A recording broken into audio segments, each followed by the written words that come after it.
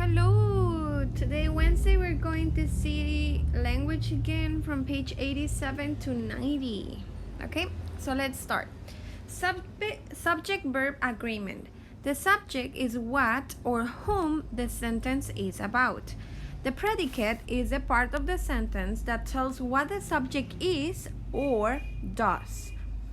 All verbs in the predicate must agree with the subjects to which they refer. Example, the quetzal is a bird that has a beautiful voice.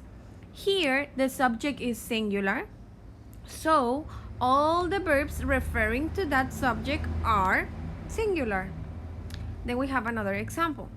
Quetzals are birds, are, because it's saying quetzals, are birds that have beautiful voices. Here, the subject is plural. So, all the verbs referring to that subject are plural. Read the sentences, circle the subject. Let me make clear this part. Circle the subject and underline the predicate. So, I am going to do it here. Circle the subject and underline the predicate. If the subject and predicate do not agree, cross out the word and write the correct form on the line. If the sentence is correct, if the sentence is correct, write correct on the line. So let's read the first one. Viracocha were a creator god who made the earth. So, I know that word is not correct, but first I need to circle the subject, so Viracocha is the subject. Then I need to underline the predicate. And then I need to cross the thing that it's incorrect. In this case is where. Where is incorrect. So I need to write the correct form. Viracocha was a creator god who made the earth. Okay? And then you're going to do the same with the other four. Okie dokie. So now let's go. Okay, and remember, if you see a sentence and it's correct, you just need to write on the line correct example, okay? If not, you need to cross the incorrect word and write the correct form, okay? Now, let's go to page 88. It says, subject-verb agreement. Remember, all verbs and nouns in the subjects and predicates have to agree to make sense, okay? Underline the subject in the sentences below, then circle the verb in parentheses that best completes the sentences. So we have Peru are a country that has a long history. The members of my class was or were, Jason has or have, macaws are birds that come or comes, rainfall in parts of the Amazon rainforest reach or reaches 6 meters per year. Okay, so you need to underline the best one. No, I'm sorry, you need to underline the subject, okay?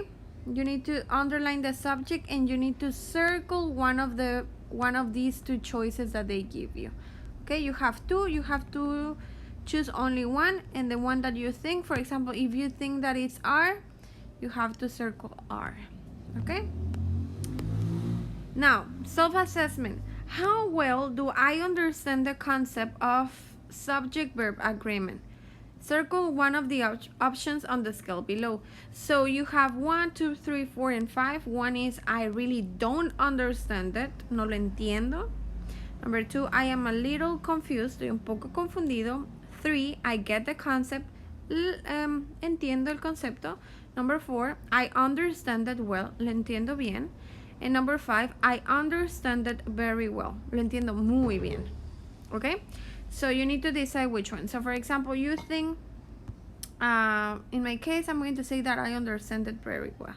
It says, if you rated yourself 3 or higher, if you get 3 and higher, 3, 4, and 5, write here how you would explain this concept to someone who doesn't understand it. So here, guys, you're going to write a way to explain this page to someone, okay? If you rated yourself 1 or a 2, 1 or a 2, write a question you would like to ask about this concept that will help you understand it better. Use the space below to write your explanation or ask your question. Then share your explanations or questions with the class. So I'm going to repeat. If you chose 3, 4, and 5, 3, 4, or 5, you have to write here an explanation to someone else. Like you need to explain this page here in this space, okay? If you put 1 or 2, what you're going to do is to ask a question about the topic that will make you understand it better, okay? That's it. Now let's go to page 89. Okay, tag questions. It says, a tag question is a phrase that is placed at the end of a sentence to turn it into a question. It can be used to confirm a fact or to express uncertainty or disapproval. It is separated from the rest of the sentence by a comma. It is written using the opposite form of the verb along with the same subject. Make sure to use the helping verb in the tag. So I know that this thing here, or this type of explanation, it confuses us because it's a lot of reading. So let's go to the example so we understand it better. So here we have a chart with a positive statement. That means that we're not using on the first sentence, we're not using nothing negative. Positive statement. You were reading, comma. I know. Okay. You were reading, and then we have the negative tag, weren't you? Can you see? You were reading, weren't you? And then we have, if we have it in negative, we're going to turn it into positive. We shouldn't turn right at the corner, should we? Can you see? If you're using something, not something, but we're doing tag questions.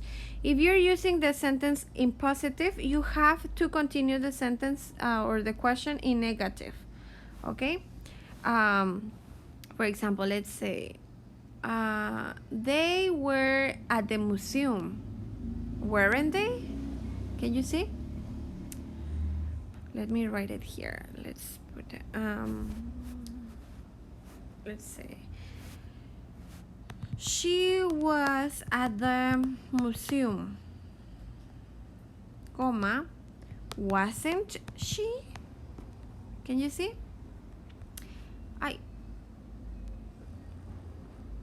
She was at the museum, wasn't she? Or if we have it in negative, let's make one in negative. Let's say they weren't at school. They weren't at school. Were they? Can you see?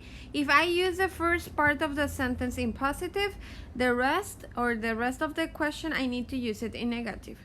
And if the first part of the sentence I'm using negative, the last part of the question, it has to be in positive. Okay? You're going to do like mixed, like positive, negative, negative, positive. Okay? So read the sentences, choose a tag question from the list, then write the tag question in the blank to match the first sentence. Okay? So you have would they, did you, wasn't she, did he, does he, one day, didn't she, don't you, are we, aren't we. So obviously you need to read the questions, okay? If you have it in positive, if you have in positive the sentence, you have to write the last part of the question in negative, like we did it here. If it's in positive, then you write the last part in negative. If it's in negative, you write the last part in positive. So that's what you're going to do here. You need to read carefully, okay? You already have the word bank. It's like you don't have nothing. No, you already have the word bank. You just need to choose the correct one. Obviously, if you're seeing here, are we going to have the interview on the telephone? We are going to have the interview on the telephone. So you already have here, we are, or are we, okay? You already have it there. So what are you going to choose? Obviously, if you have we are, you cannot use wasn't she or did he or didn't she, because we are using we are. So obviously your answer needs to have a we and are, okay? It can be negative or in positive. It depends on your sentence, okay? Then we go to page 90, tag questions, and it says, tag questions can be used as reactions to statements. When used this way, the reaction usually sounds negative, as if the listener doesn't approve the action, wants the speaker to reconsider, or doesn't know for sure. Change the helping verb to its opposite form, then add the question tag at the end. For example, I want another piece of cake. You don't want a piece of cake, do you? He's going for a whole week. He isn't going for a whole week, is he? Okay, so turn each statement into a question using a tag question. The tag question might be affirmative or negative. So you're going to get a sentence, and that sentence you have to make it into a tag question. For example, here, Ponce de León conquered the Incas. That is the sentence. Ponce de León conquered the Incas. That's a sentence. But now we have to make it into a tag question. Ponce de León didn't conquer the Incas, did he? So, for example, let's make the first one so you can have an idea. George asked if he could leave on Saturday. So you can see that my question is in positive, so now I need to make it into negative. George didn't ask. I cannot use ed on ask because I'm using didn't, and didn't is already in past tense, so I don't need to use the ed, okay? So George didn't ask if he could leave on Saturday, comma, did he? Can you see? George asked if he could leave on Saturday. George didn't ask if he could leave on Saturday, did he? Can you see? So I turned my positive sentence into a negative question, and at the end I tag the question, or I use a tag question, okay? So, but what happens, and you're going to ask me this, what happens if my sentence, for example, number 4, it's in negative? Katie didn't turn in her paper on time. So, if it's in negative, you're going to write it in, that's right, positive. Okay, so you're going to put something like Katie turned in her paper on time. Didn't she? Okay, can you see? The sentence is Katie didn't turn in her paper on time. This sentence here is already in negative, okay? But now I have to write it here in positive. So I would say Katie turned in her paper on time, comma, didn't she? Okay, did you see? So that's what you're going to do on page 90. And that's it for today, Wednesday. Woohoo! Thank you so much for watching. I will see you tomorrow, guys. Bye-bye.